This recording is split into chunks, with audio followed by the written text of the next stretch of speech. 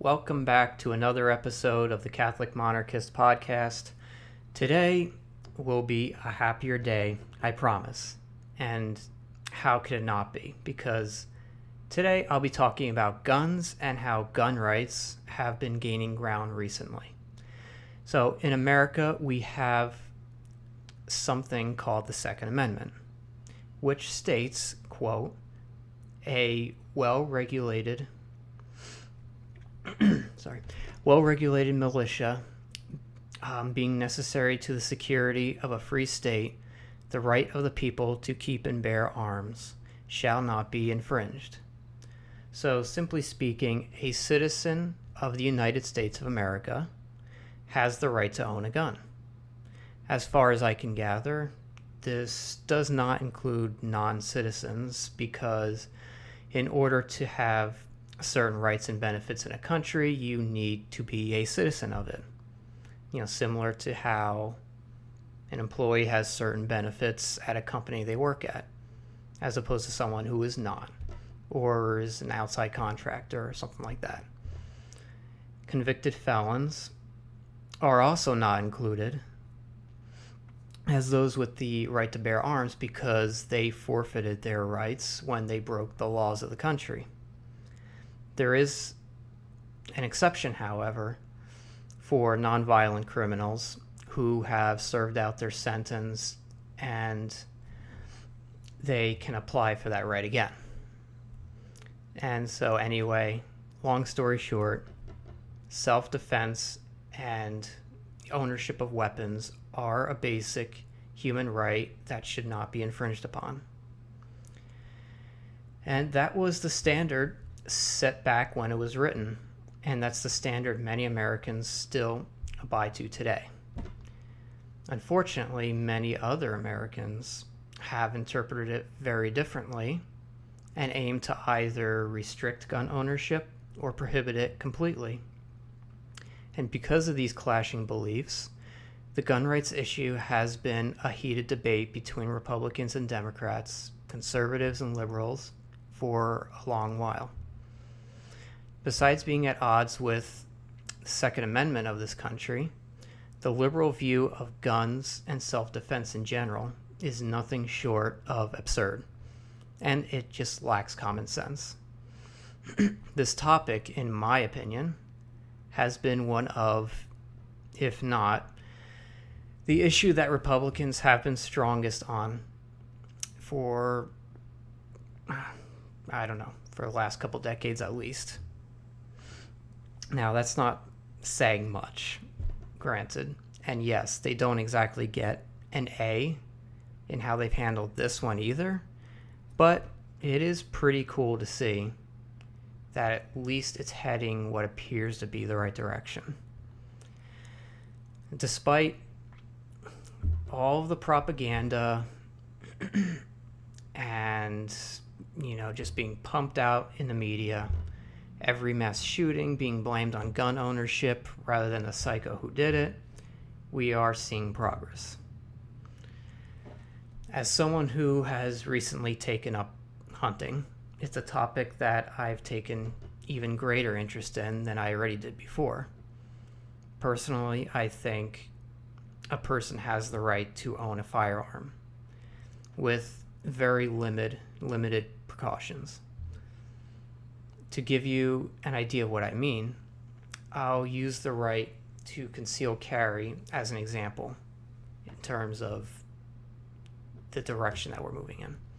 So just to define a few terms, for reference, there are basically 4 positions that a state can take concerning people's right to carry. So first, there is no issue, which, as the name suggests, the state does not and cannot issue a concealed carry permit for any citizen, and they will not honor any other state's permit either. So hypothetically, let's say, for example, this isn't the case, but say Colorado was a no issue state, and here in Kansas, I got a permit to carry. Well, even though I have that permit, I still couldn't go to Colorado and carry. So just put it simply. Then the second one is may issue, which means a person can get concealed carry permits per the discretion of local authorities, meaning it's their decision whether to give one or not. So even if you meet all the criteria, you've got perfect records, nothing wrong, they could still decide for themselves whether they want to give it to you or not. So, very subjective.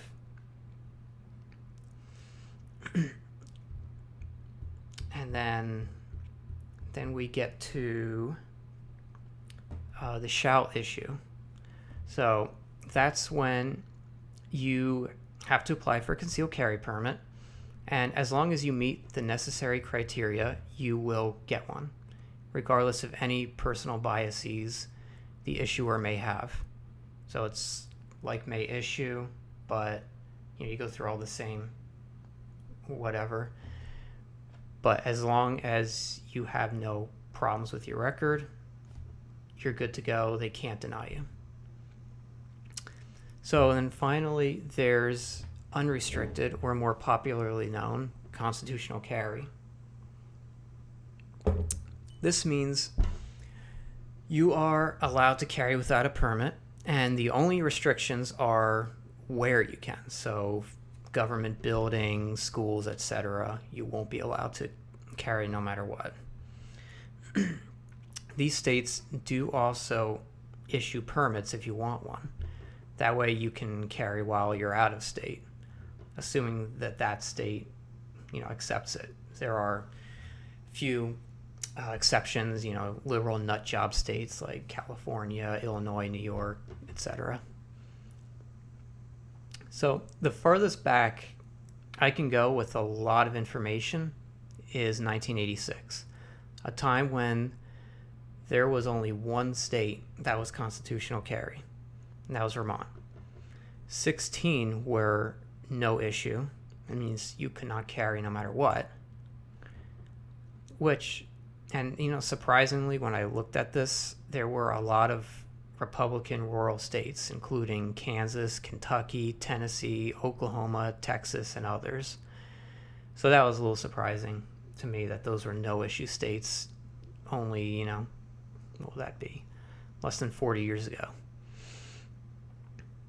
And then there were 25 may-issue states, so that's subjective one when they can decide whether to give it to you or not. And then finally, 8 shall-issue states. So, meaning there were only about 9 states in 1986 where, as long as you met the criteria, you were assured of being legally allowed to carry your weapon with you. Now, fast forward 2024, as of now, there are 0 no-issue states. 0. And only 8 may-issue states. So there are only 8 states now where they can decide basically themselves whether you can have one or not. And that's local authorities too, which you're going to find are way more reasonable than state or federal ones. So anyway, getting back to the data, so 8 may-issue states, which means that there are 13 shall-issue states, and finally 29 constitutional carry states. So 58% of the country is made up of states where you don't need a permit to carry. That's quite the turnaround. And this does not include states like North Carolina, Nevada, Pennsylvania, Wisconsin, and Michigan. For a state like North Carolina, which has not a veto proof, but a large majority Republicans in their state house and Senate, it feels like they would just need to get a Republican governor into getting constitutional carry passed, because you only need a majority vote, not a 2/3 majority vote, to get the bill through. Granted, this hypothetical governor isn't a bleeding heart liberal when it comes to gun issues, and even then, that wouldn't be a smart political move. So, based on this one particular criterion, gun rights have made enormous gains. I mean, in almost 30 states, you're allowed to purchase a gun and either open or conceal carry it out and out from there when you step out the store. And as someone who's originally from New Jersey, I mean, that still sounds unbelievable to me. In a good way, of course. But why, though? How is it with almost everything else shifting to the left that this issue is going the opposite direction? Well, and here's my theory. This could be wrong, but I think it's because it's an issue that affects people directly. If you're a gun owner and you're a big fan of guns, then you're going to fight to some degree to ensure you will keep that right. We're selfish. We all are. We're more likely to get out of bed in the morning if it's for something that benefits us, not as much for something that's just simply the right thing to do. Unfortunately, the average conservative is more likely to go wait in line to vote, after a shift at work on a work night, if there is a tangible benefit they stand to gain, or one that they stand to potentially lose. And it's not the same if it's for an issue that doesn't, at least not immediately, affect them, like abortion or rights for sodomy, even if they are against those things. Look at Democrats. Their main talking point right now is abortion. They can't get enough of it. And that's because they're targeting the extreme selfishness of their base, women and men that want to continue their sinful behaviors and not have to take responsibility for them. Sob stories about poor immigrants trying to come into our country is not at the forefront because it doesn't affect them and their personal lives. And yes, I'm talking about all of us. It is easier for us to find the time and the effort to spend on something that directly benefits us. And that is a human weakness, and one that is especially exploited in a democratic system.